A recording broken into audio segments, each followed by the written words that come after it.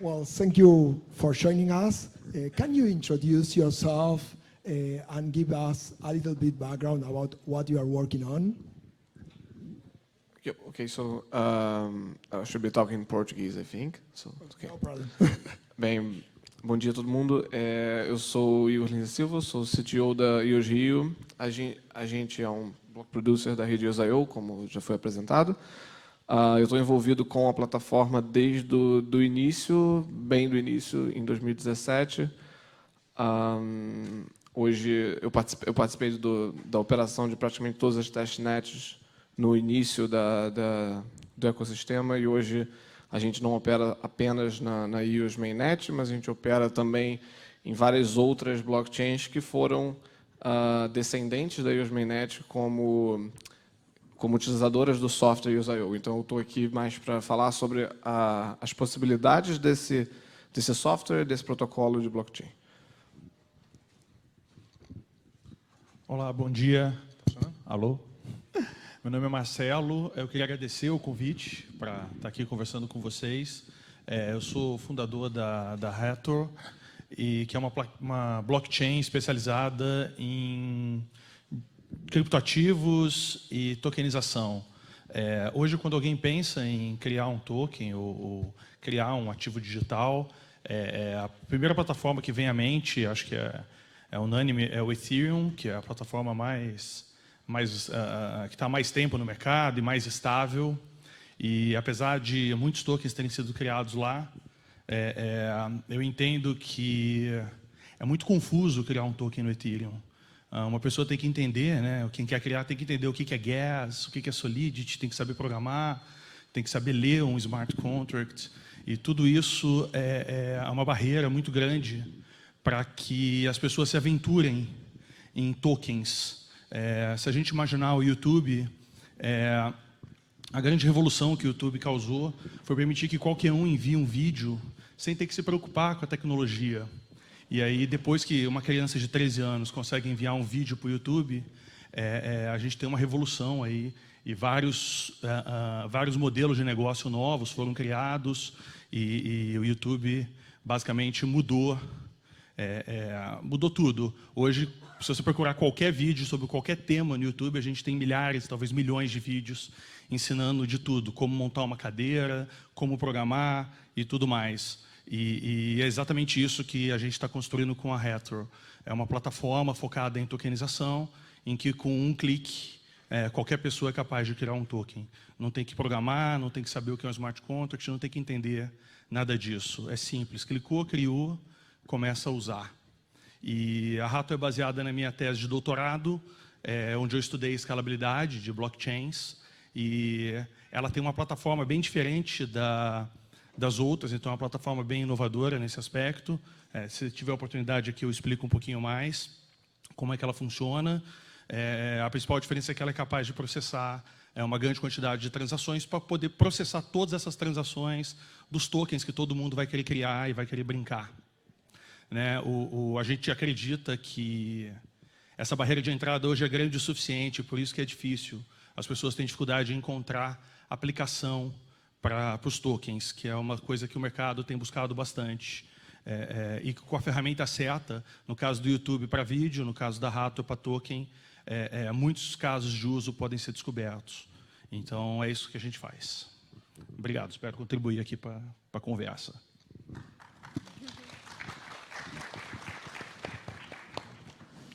A minha vontade logo de cara é contra-argumentar tudo que o Marcelo falou do Ethereum, mas eu vou deixar para depois.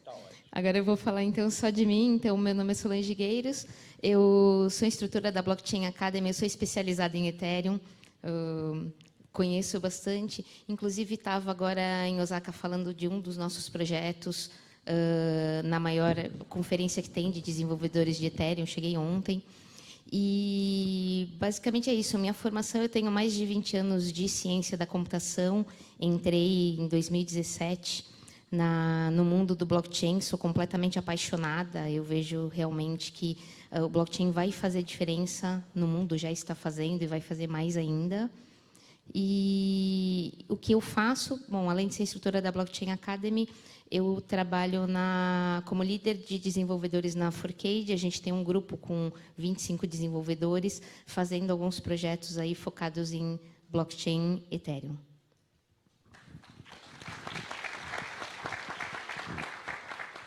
Well, EOS, Ethereum, and Hathor have different ways of running applications, have different ways of handling tokens. Can you talk about the difference between these platforms? Like everyone can obviously enforce their own point of view of their platform and how he thinks it distinguishes from the other ones. Ok. Então, no caso do EOS ou EOS.io, a implementação ela é muito genérica. Então, o que acontece é que você é capaz de programar a linguagem de programação é C++, que é utilizada nos smart contracts. Você é capaz de programar qualquer programa que seja Turing Complete. E, com isso, você tem, vamos dizer assim, tem templates, tem exemplos, né, tem padrões que você pode implementar tokens, por exemplo, ou rodar aplicações muito mais complexas, como um mercado de um exchange na própria blockchain, ou algum tipo de jogo de alto desempenho que dependa de transações muito rápidas, de baixo tempo de processamento. Mas tudo isso é muito genérico. Então, o usuário ele tem no protocolo diversas capacidades de usar os protocolos de smart contracts, como armazenamento de dados em memória de estado ou armazenamento no histórico da própria blockchain. Além disso, ele tem um sistema de permissões que é robusto e hierárquico e muito flexível, que é acoplado no próprio protocolo. Então, uma das vantagens que a gente costuma a indicar o EOS em relação a outras blockchains programáveis em relação à governança. A governança do seu projeto no EOS.io, ela consegue ser implementada a nível do protocolo, uma vez que as contas elas têm sistemas de permissionamento que não são puramente baseados na sua chave privada. Então, só um paralelo aqui. No Bitcoin, para você assinar uma transação, você tem que ter a posse da sua chave privada. Tá? No EOS, você pode assinar uma transação que dependa de diversas chaves privadas em conjunto, assinando para autorizar aquela transação. E não só um número fixo de chaves privadas, mas pode ter um código com uma lógica específica que vai depender de outras pessoas, um conselho de pessoas. Então, a governança toda ela pode ocorrer a nível de protocolo e ela exige muito menos implementação por parte dos smart contracts do que nas outras blockchains, onde, por exemplo, no Ethereum, se você quer fazer um esquema de governança de multisig, você precisa implementar isso no seu contrato. É totalmente possível, mas não está a nível de protocolo. É sempre a nível do que você vai fazer. E, com isso, o risco é que pessoas criando tokens, criando projetos que não têm muito conhecimento, elas podem acabar cometendo erros, como já aconteceu. E, com isso, a gente vai em outra vantagem em termos de publicação de contratos no EOS.io, que é a capacidade de você atualizar o código de um contrato em andamento. Então, você pode estipular uma série de regras de governança que podem ser autorizadas ou não a atualizar o código do seu contrato. Então, no caso de um erro, de um bug, você conseguiria recuperar isso. Tá? Então, teve um exemplo famoso da Parity, que bloqueou, por um bug numa biblioteca no Ethereum, eles bloquearam fundos de vários projetos. Foram bloqueados, não foi de propósito, óbvio. Mas se o contrato pudesse ter sido atualizado, isso teria sido, eu não gosto de falar da palavra revertido, mas teria sido solucionado, teria sido desbloqueado, certo? Então, assim, essas três vertentes, tá? Eu não estou falando de escalabilidade ainda, porque eu acho um pouco bobo falar de escalabilidade nesse momento, porque a gente não tem uso de blockchain no mundo que necessite da escalabilidade. Tá? Então, ficar falando quem faz mais transações por segundo, tudo bem, sei lá. Tem testes no EOS chegando a 20 mil transações por segundo, legal. Mas, no fundo, uma vez que, desde que tenha usuários que precisem fazer 20 mil transações por segundo, você vai ter projetos que faça sentido atender a essa demanda de transações. Então, falar de escalabilidade eu acho desnecessário. Então, acho que o foco nosso em desenvolver a plataforma, em recomendar a plataforma, é na área de governança, na flexibilidade de implementação dos contratos e também na facilidade de desenvolver programas mais complexos, porque você tem uma linguagem que permite desenvolvedores mais experientes em C++, por exemplo, até desenvolvedores novos que não têm experiência com blockchain, implementarem programas grandes em smart contracts. Acho que demorei. Eu acho que o Igor pegou vários pontos aqui super relevantes, eu concordo com boa parte deles. Eu acho que, em larga escala, programar um smart contract é uma tarefa difícil, que exige bastante conhecimento, e acho que basicamente um diferenciador que a gente tem na Rato é exatamente isso. Você não precisa programar, você só clica e você configura. Então, ao invés de você precisar de um programador, qualquer pessoa pode fazer. Eu acho que essa é uma diferença, é uma super simplificação, e eu acho que a gente não compete com o EOS e nem com o Ethereum no aspecto de contratos complexos. Não é esse o mercado que a gente olha. A gente acha que tem muita demanda e tem muito espaço só para quem quer criar um token e usar o seu token. Eu até diria que se o seu problema é um pouco mais complicado do que isso, olhem aí o Ethereum, o EOS, tem várias soluções interessantes. A gente está especializando realmente nesse mercado de ativos digitais, para quem quer criar um ativo digital e operar o seu ativo digital de forma simples e sem ter que se preocupar de correr o risco de programar e desenvolver um contrato. E eu discordo um pouquinho dele quando ele fala da escalabilidade, porque teste é uma coisa, né? Rodar no mundo real é outro, e o Ethereum vem saturado já há alguns meses, tem uma demanda enorme, algumas stablecoins até saíram do Ethereum, porque não conseguem processar, o Ethereum não consegue processar as transações que elas precisam hoje, então as pessoas estão buscando alternativas, a rede do Bitcoin também, e quando a gente teve uma euforia em 2017, que ainda é no final de 2017, começo de 2018, todas as principais plataformas da época saturaram completamente. Então, acho que, no nosso caso, como a gente quer que qualquer um crie um token com um clique, escalabilidade se torna algo relevante, porque a hora que todo mundo começar a clicar para criar o seu token, é importante a rede conseguir processar todas essas transações. E esse é outro ponto onde a Rato se diferencia, porque a gente tem uma arquitetura que é bem diferente da Bitcoin, da blockchain tradicional. Basicamente, ao invés das transações estarem dentro dos blocos, que é como a blockchain tradicional funciona, as transações, a gente tira as transações do bloco e a gente arranja ela, coloca elas num DAG, e isso permite que entre dois blocos tenha uma transação, 2, 1.000, 10.000, 1 milhão, não importa quantas transações tem ali no meio, todas vão ser processadas, todas vão ser confirmadas. Então, essa é uma outra grande diferença, né, que ele pediu as diferenças. E não é que o Rato não é programável, a gente tem um certo nível de programação, mas, de novo, a gente foge da ideia de smart contracts e a gente criou um conceito nosso que a gente chama de nanocontracts, que são contratos pequenininhos, mais simples do que os smart contracts, que são basicamente contratos de gaveta, em que, ao invés de uma pessoa programar o seu contrato, ela configura o seu contrato. Então, são contratos pré-definidos, e a ideia é exatamente essa, tirar a responsabilidade de quem está criando, de ter que se preocupar, será que eu estou cometendo um erro? Será que tem alguma vírgula errada aqui no meu código-fonte? Não, o contrato já foi criado, já foi testado, ele já funciona, você só configura para o seu caso. Então, dá para criar futuro, dá para criar mercado de opções, dá para criar conta-margem. A gente entende que é Pareto. 80% dos casos precisam de 20% dos contratos. E é nisso que a gente está trabalhando. Bom, muito interessante. Agora é minha hora de contra-argumentar o Marcelo. Antes disso, até, eu queria falar uma coisa que eu acho que é muito importante do que o Igor falou em relação à flexibilidade que a gente tem a fazer smart contracts. Eu acho que a gente pode pensar nisso de acordo com a questão de quanto mais liberdade a gente tem, maior a responsabilidade que a gente tem com o que a gente consegue fazer com a nossa liberdade.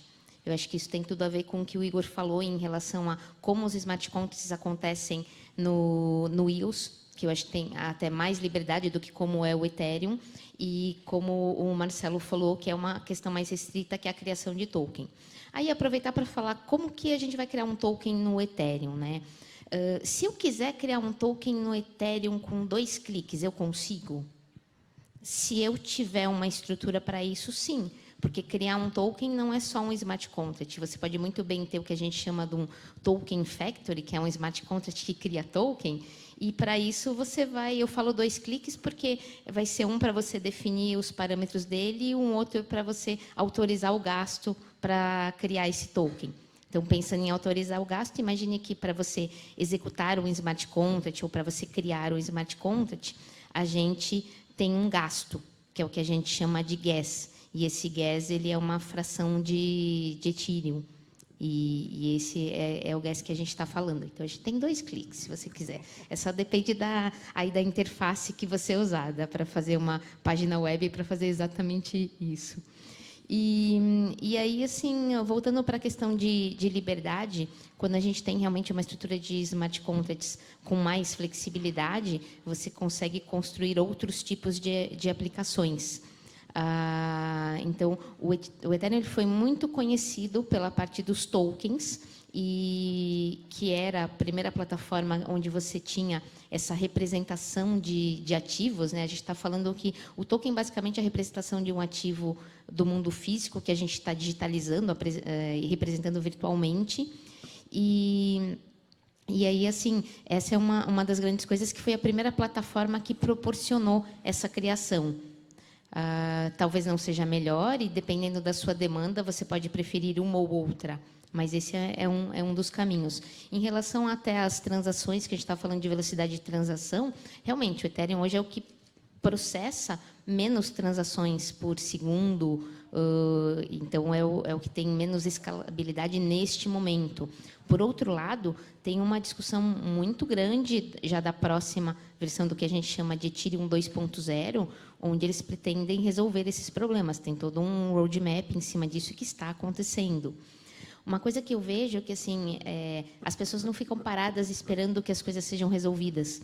Então, eu vejo lá fora muitas side chains, que seriam redes, onde você transporta para o Ethereum só o resultado final das coisas. E então, transações intermediárias são processadas nessa rede intermediária, e aí sim só o resultado final do que aconteceu com essas transações é que vão para a blockchain principal, com o objetivo de você ter a integridade dos dados, a integridade do que aconteceu com essas transações. Quando a gente está falando em redes intermediárias, a gente está falando que você tem que ter um nível de confiança maior nos participantes dessa própria rede, para daí sim ter o resultado final gravado numa rede pública. Mas é um caminho que está sendo muito utilizado, tem muita sidechain acontecendo por aí. Okay, thank you. What programming languages and tools can you use mainly for EOS and for Ethereum and for Hathor? I will ask, like, what do you envision for the future? Okay, if Hathor is successful. Então, basicamente, para o EOS, a EOS VM, vamos chamar assim, que agora, em breve, vai ser lançado publicamente, na verdade já foi, mas a máquina virtual do EOS, que é uma implementação de WebAssembly para linguagem de smart contracts, para execução em blockchain. Ela é desenhada para você programar usando a linguagem C++ convencional, usando as ideias que as pessoas estão acostumadas a usar, Visual Studio, C-Lion, as ideias convencionais, e num ambiente Linux. Então, basicamente, se você tiver um ambiente de programação Linux, Unix, uma ferramenta para programar em C++, você consegue fazer alguma coisa no EOS e rodar a sua própria blockchain local para testar os seus contratos. É simples. Não é muito amigável, mas é simples. Acho que, assim, para quem quer, a gente entende que a maior parte desses tokens que que as pessoas vão criar, né, que as empresas vão criar, os criadores, né, os donos dos tokens, eles não vão querer que os tokens rodem numa wallet da Hathor. A gente tem uma wallet que suporta todos esses tokens, mas basicamente eles vão querer embarcar nas suas aplicações, né? ou as empresas vão querer colocar dentro dos seus aplicativos de celular, dentro do que eles já têm, do ecossistema que eles já têm. Então, a gente tem uma biblioteca que facilita bastante essa integração, e é exatamente a mesma biblioteca que a gente usa para a gente criar as nossas wallets. Então, tem a wallet para celular, tem a wallet para computador, e as nossas wallets são baseadas nessa biblioteca que qualquer um pode usar. E se a pessoa quiser fazer teste ou rodar um full node para participar da rede do rato, para rodar um full node é super simples, a gente tem uma imagem de Docker, é só rodar o Docker, você não tem que se preocupar com nada, você instala o Docker na sua máquina, clica, ele roda, conecta e começa a sincronizar, e está feito. Para quem quiser se aventurar no mundo do código-fonte, tem o código-fonte lá também, pode pegar, ler e rodar.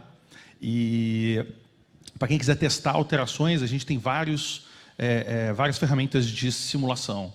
Então, a gente tem ferramenta de simulação que facilita criar ambientes reais usando a AWS.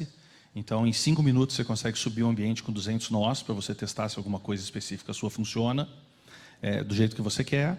Ou você pode simplesmente simular 200 nós num computador só e testar como se a rede estivesse rodando por meses, em alguns minutos, e tirar os relatórios, que é basicamente as ferramentas que a gente usa para a gente desenvolver e testar a plataforma. Mas se você for o usuário do token, ou o criador do token, você pode usar as nossas wallets ou você pode embarcar. Então, a nossa ideia é criar, a gente já tem uma ferramenta em JavaScript que facilita bastante embarcar uma wallet no seu próprio aplicativo. As nossas wallets também são open source e é muito fácil fazer o white label, então se alguém quiser fazer uma cópia delas e mudar o título e usar, também é super simples de usar e de configurar, mas aí precisa de um programador de verdade. Bom, eu vou começar respondendo de trás para frente. Resolução de erros, como é que isso acontece no Ethereum? Como o Igor mesmo falou, a gente tem casos na rede Ethereum de smart contracts que houve problema neles e que eles estão lá e que dinheiros foram congelados por causa disso. Tem 2 grandes casos. Um caso até foi a divisão do Ethereum em Ethereum normal e Ethereum Classic. Foi um grande caso aí que, no fundo, era um problema no smart contract. O próprio caso que o Igor falou do Parity é um caso onde os fundos das carteiras que eram multi-assinadas foram congelados também, estão lá congelados. Só que existem formas onde as pessoas estão procurando alternativas para isso. Uma delas é o que a gente chama de conceito de contratos proxy, ou uma forma de atualizar contratos. O que eu quero dizer com isso? O contrato que fica disponível para as pessoas chamarem o endereço. Quando você chama um smart contract no Ethereum, você precisa saber a interface dele, que são as funções, as coisas que existem dentro dele, e o endereço dele na rede. Então, imagine que esse endereço ele é um endereço fixo. E, nesse endereço, ele está chamando um outro endereço onde está realmente acontecendo as coisas. Então, a gente fala que ele é um proxy para as funções reais. Então, se você precisar mudar o contrato onde tem as funções reais, você consegue mudar. Você só vai apontar o proxy para outro smart contract. Isso é uma coisa bem utilizada. E aí, disso, a gente vai para a questão, por exemplo, ferramentas. A gente usa muito... Tem uma empresa que desenvolveu smart contracts que estão auditados e que desenvolvem soluções de ferramentas, que é o pessoal da OpenZeppelin. Eles têm esses conceitos para fazer contratos atualizáveis com muita facilidade. Além disso, pensando em ferramentas, eu gosto muito do Remix. Ele é uma uma ferramenta da própria Fundação Ethereum, onde a gente faz o smart contract online e você consegue testar, você consegue simular numa blockchain de memória. É muito prático. Eu uso muito também as ferramentas do Truffle. Então, a Truffle é outra empresa do grupo da Consensys. E eles têm ferramentas para você desenvolver o smart contract com mais facilidade, para você fazer testes e aí até para fazer a própria publicação nas blockchains. Eles têm até uma outra ferramenta que é uma simulação de um blockchain para você utilizar o seu smart contract, fazer testes à vontade só com isso. Então, o que eu vejo é que, assim, em termos de ecossistema, já tem muita empresa em volta trabalhando para que existam ferramentas melhores no ecossistema do Ethereum e para que facilite a vida do desenvolvedor. Então, a gente tem bastante coisa nesse sentido. Só voltando aqui, porque eu acho que eu falei muito pouco. No caso do iOS, a gente tem bibliotecas nativas para Java, para desenvolvimento Android, para iOS. Essas ambas bibliotecas podem fazer uso de assinatura de transações usando biometria. Além disso, tem bibliotecas JavaScript, que são as mais usadas para você desenvolver front-end e aplicações na web que vão acessar a blockchain. Além disso, se vocês entrarem no GitHub do Use.io, existe uma IDE que está em lançamento agora que você pode, uma vez que o seu projeto for público no GitHub, você pode usar uma ferramenta de compilação online para facilitar o início de um desenvolvedor treinar. Tem também o Use Studio, que é desenvolvido pela comunidade, vai ser apresentado amanhã no workshop pelo Felipe, da nossa equipe. Ele vai estar recomendando o Use Studio para o pessoal que está começando. Então, é muito fácil de você configurar e funciona em todos os sistemas operacionais. Tá? Sim, acho que isso é só do que eu tinha esquecido. Aí eu queria aproveitar, eu vou fazer pergunta no lugar do Sebastian, só porque eu queria perguntar uma coisa para vocês, aí, começando com o Igor, e daí depois eu também falo, relacionada àquela questão que a gente falou de gas, né, de você gastar para publicar algumas coisas. Porque a forma como a gente faz essa alocação de recursos no iOS, ela é bem diferente até do que é Ethereum. E eu não sei como é no hardware, eu gostaria de saber. Então, só para falar do Ethereum, o gas ele é uma mistura de quanto se custa para operações acontecerem, tipo, quanto custa uma adição, uma multiplicação, um se, um if, alguma coisa do tipo, e isso vai ser multiplicado pelo valor, como se fosse assim, o valor do litro de gasolina, e esse vai ser o custo que a gente tem, ou para publicar um smart contract, ou para executar uma função no smart contract. E como é que são... Uma coisa só que eu queria falar disso é que hoje, essa é uma preocupação muito grande no pessoal do Ethereum, que o usuário tem que entender o que é gas, tem que ter Ether. E o custo do gas não é fixo, né? Você pode dizer quanto você quer pagar pela gasolina. Exato, você pode pagar mais ou menos, e aí sua transação ser processada mais rápido ou não. Hoje tem um movimento que eu achei está muito interessante, que é o Gas Network Station, que são algumas empresas que elas se reuniram para pagar o gas para os usuários, e até para o usuário ele não precisa se preocupar com isso. Então, você manda a sua transação, e se sua transação está no smart contract, faz parte dessa rede, você vai conseguir, por exemplo, executar um smart contract, criar uma identidade na rede, criar um token, seja o que for, sem que você tenha que pagar o gas por isso. Quem vai estar pagando é essa Gas Network Station, que é um grupo de empresas que está facilitando a entrada de novos usuários na rede Ethereum. E eu queria saber como é que está essa parte de gastos para o iOS e para o hardware. Tá. Então, para começar, eu normalmente faço um exemplo que fica mais fácil para todo mundo entender, porque o exemplo de você pagar algo por uma transação já é comum para todo mundo. Você paga, por exemplo, um TED no banco, você está pagando uma taxa. No caso do iOS, a gente compara normalmente com o mercado imobiliário. Então, imagina que toda blockchain tem uma quantidade finita de recursos. Imagina que essa blockchain é uma cidade. E para você ter direito a viver nessa cidade, você precisa comprar um apartamento, comprar um terreno lá. Uma vez que você investe tokens, no caso, tokens do iOS, para comprar esse terreno, você tem direito aos recursos que esse terreno te dá. Então, isso é um modo de operação.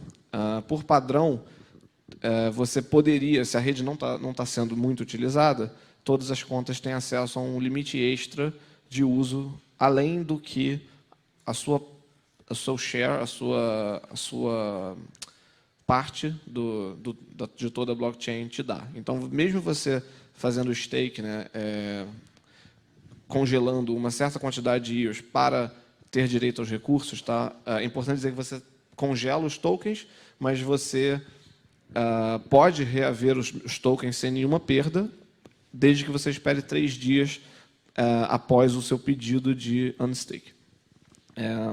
Então, mesmo que você coloque pouquinho, se a rede está sendo pouco utilizada, você não precisa. Você pode fazer mais transações, pode, por exemplo, jogar um jogo que exige muitas transações ocorrendo consecutivamente, mesmo sem você ter mais tokens. Tá? Porém, se a rede está congestionada, pode acabar sendo muito caro, você precisa de um investimento inicial muito grande para você manter um uso constante.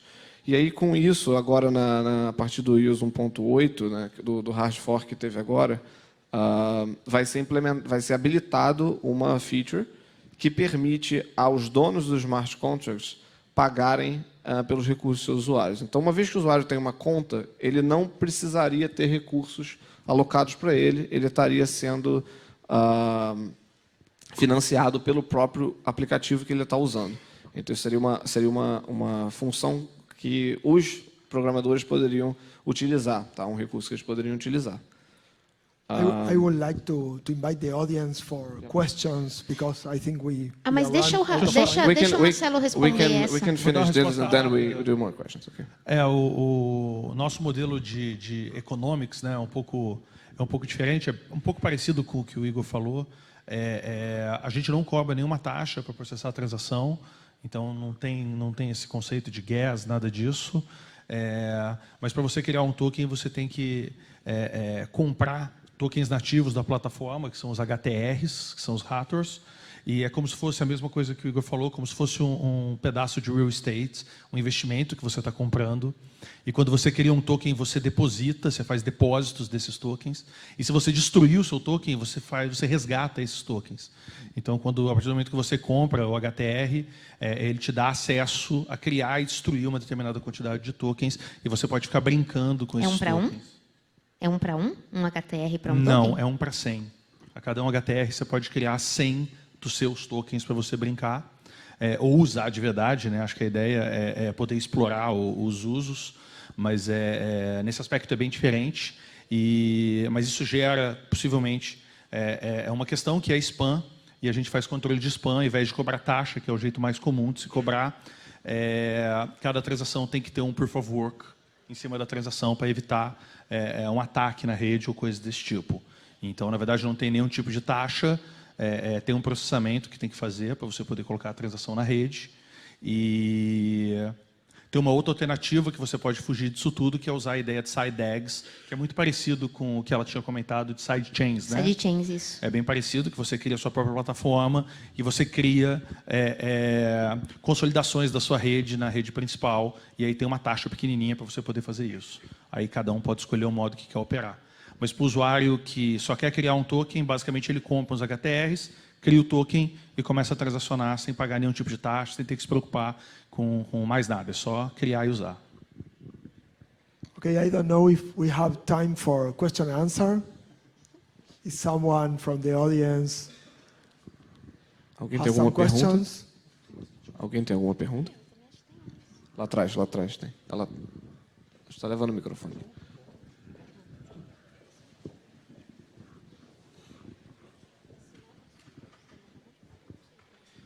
Olá, eu sou o Leonardo. A minha pergunta é a seguinte: se vocês, os três, né, se pensam, qual a opinião de vocês sobre a interoperabilidade das redes? Porque uma coisa que eu vejo assim nas coisas que eu trabalho é sempre assim, olha, sei lá, o cara escolheu uma determinada rede para fazer um desenvolvimento, um trabalho. Se no futuro a pessoa quer interagir com um negócio que está dentro de uma outra rede, está lá no Ethereum, como é que isso vai funcionar? Se vai funcionar, se vocês pensam nisso, se isso é uma coisa importante para vocês, ou se a gente vai ficar como um slide que vocês mostraram aí há pouco, que você tinha a Amazon, você tinha a Google, quer dizer, você tinha aqueles núcleos, né? Quer dizer, a gente vai continuar tendo Ethereum, iOS, enfim, Hyperledger, esses caras todos funcionando, ou se todo mundo vai funcionar. Como é que vocês veem esse assunto de interoperabilidade das plataformas, das redes? Obrigado. Então, o que a gente chama de IBC, de Inter-Blockchain Communication. Já existem vários casos que estão funcionando assim. Então, um exemplo que eu gosto de dar é o caso do Bancor, que ele tem um contrato em Ethereum e um contrato em EOS, e ele usa um sistema vamos dizer assim, de oráculos para validar as transações, fazer uma ponte entre as blockchains. Existem vários outros também fazendo esse tipo de IBC de diversas formas. mas o mais comum é você ter oráculos. Você pode ter esses oráculos até dentro do próprio protocolo, como tem uma sidechain do EOS que faz isso dentro do próprio protocolo, com os seus block producers, mas, no geral, você tem validadores de um lado, validadores do outro, e essa troca de informação feita por essas entidades que elas não precisam confiar uma nas outras, desde que elas sejam confiadas pela sua própria blockchain, vamos dizer assim. Eu queria falar vou pulei você. Não, pode responder, depois eu falo. Um comentário. Você até comentou de Hyperledger, né? Sabe que o Hyperledger ele tem já uma das ferramentas dentro do conjunto deles funcionando com Ethereum e tem uma super comunicação com a própria rede Ethereum. E o próprio Truffle que eu comentei antes, que a gente usa muito no Ethereum, ele tem já uma versão que funciona junto com o Hyperledger. Então, eu achei bem interessante ver isso funcionando ao vivo e ver que existe um movimento de que exista mais comunicação entre elas. Esses movimentos estão partindo dos próprios blockchains em si? Não. Mas existem, digamos, intermediários ou conjuntos, entidades intermediárias que têm interesse em ter coisas de um lado e ter coisas do outro e acabam montando essas pontes. Isso acontece bastante. É exatamente isso que eu ia dizer. Tem terceiros fazendo esse tipo de ponte. Está no nosso roadmap incentivar esses terceiros a incluir o Hathor também nessa plataforma multi-chain, né, de múltiplas blockchains. O Hathor tem todas as características para ser integrado. Então, tem time lock, tem tudo o que precisa para essas integrações, inclusive para essas DEX, né, para essas exchanges distribuídas que o pessoal está criando, então é super compatível. E nativamente a gente já tem alguns conceitos como Atomic Swap. Então, se tiver 2, 3, 4 tokens rodando dentro do Hathor, já é possível criar transações de Atomic Swaps envolvendo todos os tokens, que às vezes pode evitar ter que precisar de uma plataforma interblockchain. Mas se precisar, é o mesmo ponto que ela falou. Tem terceiros fazendo esse tipo de integração e a gente mesmo fica brincando, a gente desenvolveu também um coordenador para fazer merged mining com Bitcoin, funciona super bem, razoavelmente simples integrar, só precisa... Aí precisa de um programador, né? Foge da minha ideia inicial de que as pessoas querem criar um token e usar. Até pensando que aqui é o público iniciante, Marcelo, conta o que é um Atomic Swap para eles. Desculpa. O Atomic Swap é quando você consegue trocar 2 tokens de forma segura. É o problema do ovo da galinha, né? Quem paga primeiro? Eu te mando o real primeiro, você me manda o token primeiro. Eu mando o meu token primeiro, você me manda o seu. Como é que a gente faz uma troca sem precisar de um intermediário? Hoje a gente usa uma exchange para resolver esse problema. Eu mando o dinheiro para a exchange, eu mando o meu token para a exchange, você manda o seu para a exchange troca e ela é o nosso elo de confiança. Então, o Atomic Swap é uma forma de você trocar 2 ou mais tokens entre partes independentes, de forma que uma não precisa confiar na outra. Ou todos os tokens são trocados, ou nenhum é trocado. Ou ela executa por completo, ou ela não executa. But I think we are run out of time. So thank you. Acho que tem mais 10 minutos, não tem? Não sei. Eu tô... Done. So we are in time? Okay, perfect. Because I saw the watch. I think the timer was wrong there. Sorry. Okay, no problem. So, have you more questions? Yes, I have more questions.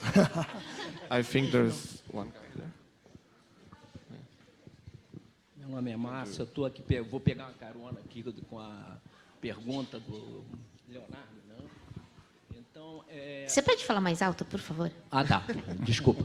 Então, pegando a carona aqui com a pergunta do Leonardo, não sei se ele queria realmente perguntar dessa forma, mas tem um sistema, o ISO 11, que deu a interoperacionalidade da internet, né?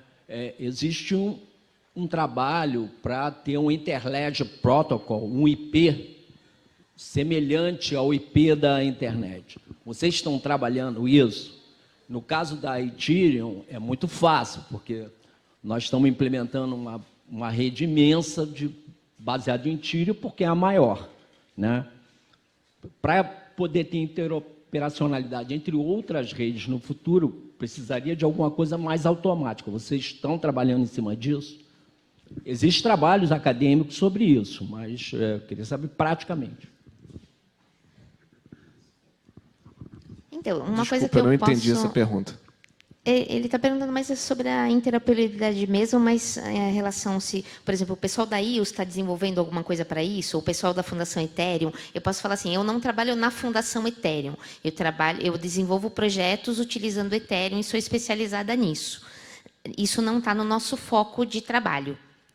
No caso da IOS.io, internamente, o protocolo está pronto para interoperabilidade. Uma sidechain, no caso a Boss, ela está já fazendo o IBC com a mainnet. Então, se você quiser transferir um IOS da mainnet para uma outra rede, ele existe na outra rede. Ele é queimado aqui e ele é criado lá. Então, isso existe a nível de protocolo. Eu não sei se foi essa a pergunta, desculpa. E para a gente, na Rato, é só o roadmap. Hoje a gente está focado em lançar a plataforma, mas está no nosso roadmap integração. Então, a gente pensa em fazer parceria com a Chainlink e outros terceiros, outras empresas que estão cuidando dessa interoperabilidade. Mas a plataforma tem tem total suporte para ser integrado. É uma questão realmente de alguém que precise, que se interesse, sentar e desenvolver. Tem uma pergunta aqui. Tinha outra atrás. Obrigado. Meu nome é Heinz. Essa interoperabilidade é um problema sério, principalmente para a indústria globalizada. Então, no sistema atual bancário, você conseguiu resolver com leis e formas, de modo que você tenha uma troca rápida e segura. Agora, outro dia, a Mercedes comprou não sei quantos de Ethereum e faz negócio na China, e a China faz um outro fornecedor com outro, mas está ficando muito complexo isso. Porque uma das coisas do blockchain em si, no conceito, é simplicidade. Agora, se nós estamos fazendo vários sistemas soltos por aí, e cada indústria tem que se virar como juntar e fazer o intercâmbio, eu vejo isso uma complexidade daqui a uns 5, 10 anos muito perigosa. Qual que é a pergunta? A pergunta é como resolver uma unificação. Desculpa, mas eu acho que essa pergunta não precisa ter uma solução.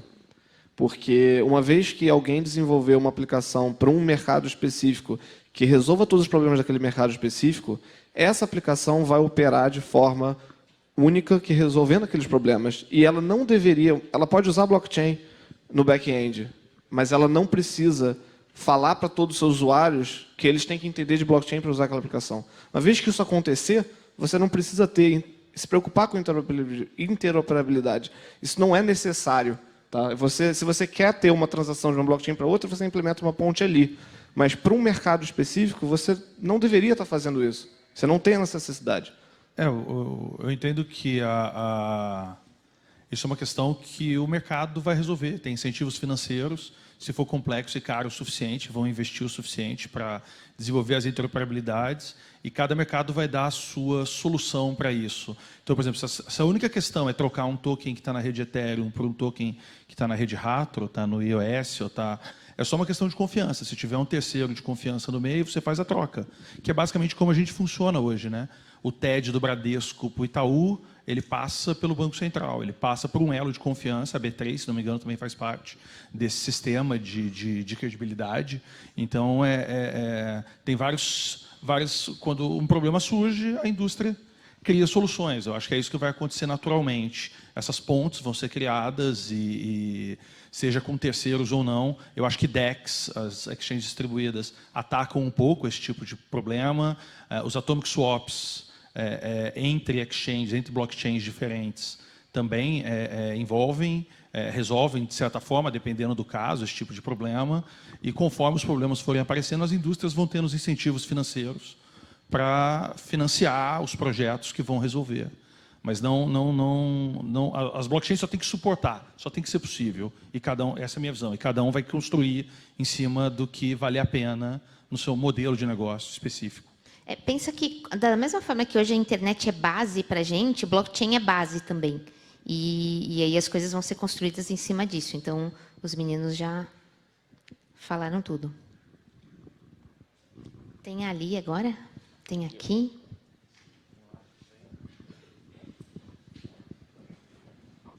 Obrigado. Eu não resisto, eu preciso falar também uma coisa. Na verdade, para responder a pergunta, e pegando minha fala do começo do dia, não existe o blockchain. Existem quase 6.000 plataformas diferentes e realmente elas não se falam. Como o Marcelo falou, do ponto de vista de blockchains transacionais ou financeiros, o que a gente chama de distributed finance já resolveu esse problema. Você tira o token de uma rede e põe na outra, muito fácil. Seja DEX, Atomic Swap, etc. Quando a gente fala de DLTs ou blockchains permissionadas, eu tenho que pegar o consórcio Hyperledger, que é o mais avançado nisso, e aí o mundo está falando em cima dos padrões já estabelecidos. Mercado financeiro ISO 20022, mercado de saúde é uma zona, porque o mercado de saúde não tem padrão mundial em cima disso ainda. Mercado de petróleo já tem um padrão muito forte em cima de escada, principalmente para subcomponentes. Então, como o Igor falou, o blockchain é um layer de infraestrutura. Em cima dele, a gente tem vários outros layers de aplicação que cuidam dessa interoperabilidade. Aonde já tem padrão estabelecido está sendo feito, onde não tem, aí o setor mais grave é o de saúde, e isso está sendo construído. Existem algumas plataformas de blockchains mais novas, de quarta e quinta geração, que já nascem para criar blockchains interoperáveis. O Cosmos, o Polkadot, do Gavin Wood, que eu falei, e o Cili são plataformas assim. Só que eles criam blockchains entre eles, na mesma plataforma, que se falam entre si. Eles não falam com as outras plataformas. Tipo, não falam com Ethereum, não falam com EOS e assim vai. Então, é bom ter em perspectiva que a tecnologia é muito nova. A gente começou a ter essas plataformas todas em 2017. E só em 2018, agora em 2019, que elas estão entrando em produção. Então, vai levar um tempinho ainda até o grande vencedor ser eleito. Tem uma pergunta aqui, ó.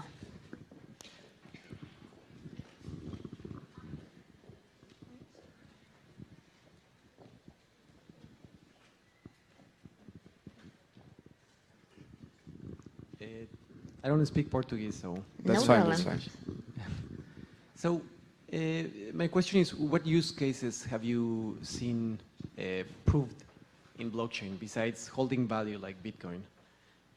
Like in your experiences, is there any other use case that it's getting adoption and it's growing and it's making money? Well, first, I will start first now.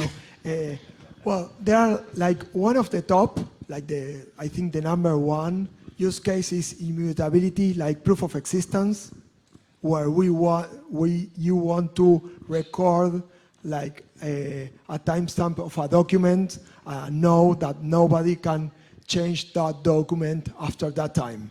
Okay, that's I think the number one, and it's proven. Okay, because there are many organizations doing that. Beyond that, the second is transfer of money. Currently, in networks, mainly in Bitcoin, people are transferring money around the world. Okay, that's replacing some part of remittances, which are costly.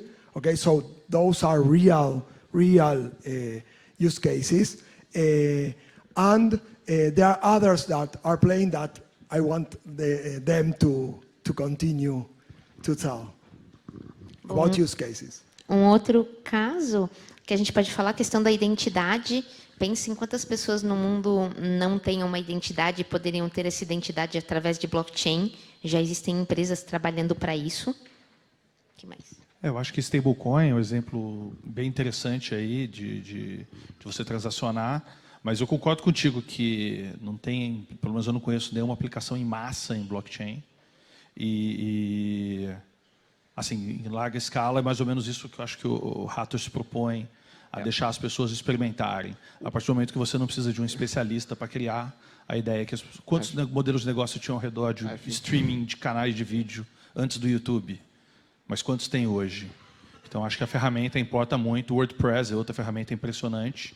Quantos modelos ao redor de blog tinham antes? Nenhuma, mas depois do momento que você clica com um botão, cria um blog e começa a usar, modelos vão surgindo. E isso as pessoas vão experimentando. Para cada canal de sucesso no YouTube, tem quantos? 1 milhão que não vingaram. Então, em larga escala, é isso que eu acho que a gente se propõe. É uma plataforma onde as pessoas experimentem e tentem, e se der errado, vai para o próximo, até encontrar o que funciona, porque é difícil. Yeah. It was supposed to be in English, but it's okay. Also, besides all they talked about, I would like to also say that supply chains are being heavily invested into blockchain right now. The supply chain companies are investing a lot in blockchain. In another area, we had recently a project coming to EOS called Moonlightning. They have over 700,000 users, and those users have no idea they use EOS as a platform. And this is interesting because they are every day using Moonlightning to find jobs and to receive payments for jobs. I'm not completely sure about the details of that, but it's related to like job markets. And those users have no idea that they are using EOS, which is really good because this proves that the adoption can happen for people that don't know anything about blockchain. The name of the company is what? Moonlightning. Do you understand us yeah. because we talk in Portuguese? I speak Spanish, so I can Ah, speak okay. some. Okay, sorry about that. We can talk later if you want to. And another obviously successful use case is the crowdfunding thing. Basically, many of the blockchains in the community are funded by crowdfunding campaigns. Even if there were a lot of scams, that's like, I think it's a unique moment in our lifetime where we see a democratization of crowdfunding, okay, without needing to go to the stock market, obviously, to search for normal VCs, okay, and investors. Yeah, and also gaming, because right now chains like EOS that has 500 milliseconds between blocks, they can allow games to happen on the blockchain, which you can't on Bitcoin or Ethereum, where you have to wait like 30 seconds for blocks to be confirmed. So gaming is something that will start to migrate into blockchain very fast right now. Yes, I want to also talk about security because it's a critical issue that we haven't talked about. You know that bugs in smart contracts, okay, or in the blockchain itself can mean a lot of money stolen. So how do you deal with that thing? Are there tools? Do you need to go to a security audit firm? What do you think? Okay, so no caso do EOS, se você vai usar um contrato seguindo o padrão de contratos de token, a forma mais recomendada de você proteger os seus tokens é organizar uma multisig, uma multi-assinatura que detém poder de governança daquele contrato. Então, efetivamente, mesmo que você perca uma das chaves privadas, você precisaria de várias outras entidades sendo comprometidas para poder fazer isso.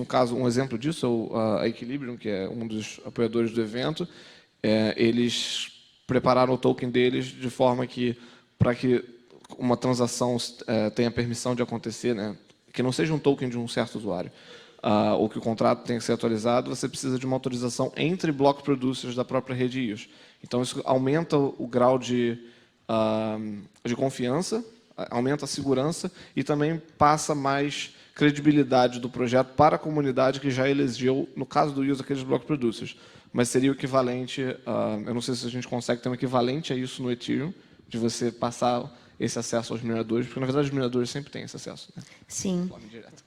O que a gente tem no Ethereum, assim, tem toda uma linha nova de trabalho, que são as empresas que trabalham com auditoria e segurança de smart contracts. Então, a gente pode falar da própria OpenZeppelin, Solidify, Chain Security, Consensus Diligence, todas essas fazem auditoria de smart contract e muitas delas têm, Trail of Bits, eles têm ferramentas para a gente utilizar para fazer auditoria nos smart contracts.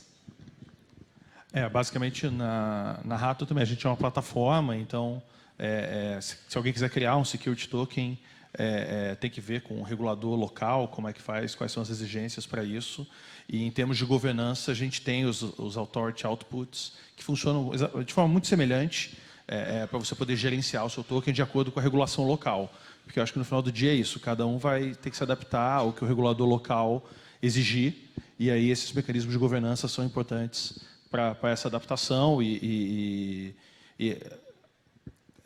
funciona de forma muito parecida com o Ethereum, com o EOS.